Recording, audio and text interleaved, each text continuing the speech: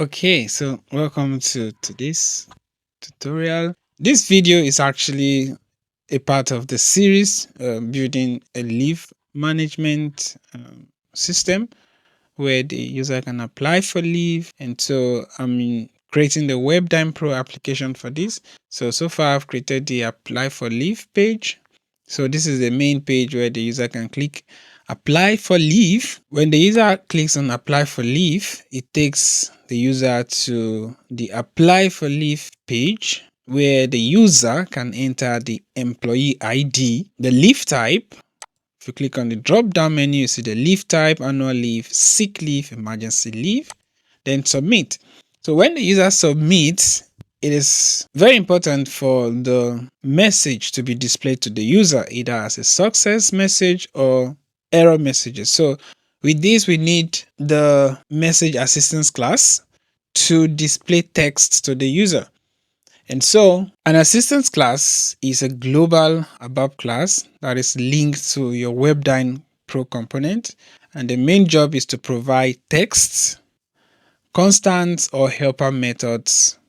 So this is used for formatting, validation, or for lookup. So we're going to implement this in this project.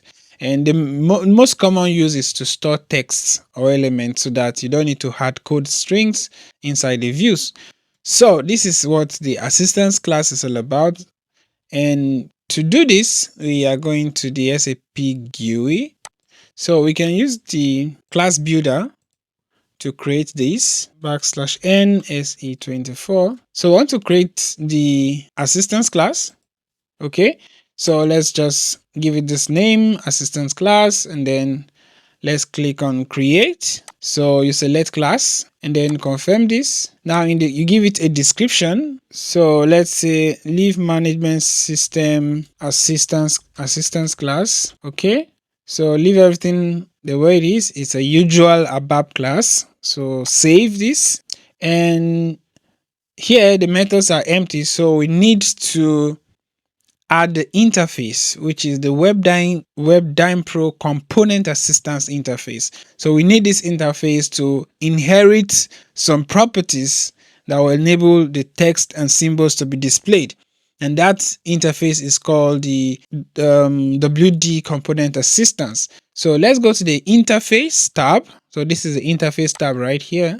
And then, so we need to add that interface, add it right here. This is the ifwd component underscore assistance. So let's save this, Ctrl S, and let's activate, Ctrl F3, object activated. Then what we need to do now is to assign this class that we just created. We need to assign this class that we just created to the Web Dynpro component that we are using. So let's go back. We need to go to the object navigatory. So we go to the Web Dynpro and expand the components tab. So this is our Web Dynpro component that we are working with, and we need to implement the assistance class. So double click right here and let's put it in edit mode. So now if you double click right on the component, you see that this is the assistance class. So just paste the name of the assistance class that you just created right here. Okay, then we can save this. We activated it. Okay, this is the name of the assistance class. So now we double click on this. So we go to here, then text elements, go to the edit mode, and then we enter the symbol. So let's say for 001. So what's going to be our text element, the text description, and that will be leave request submitted for employee. And then this &1 means that this is a placeholder so that the ID will be displayed to the user. And then let's just say 002 will be an error message that will be displayed. So error while submitting request, maybe some error happened. And then let's Ctrl save, Ctrl F2.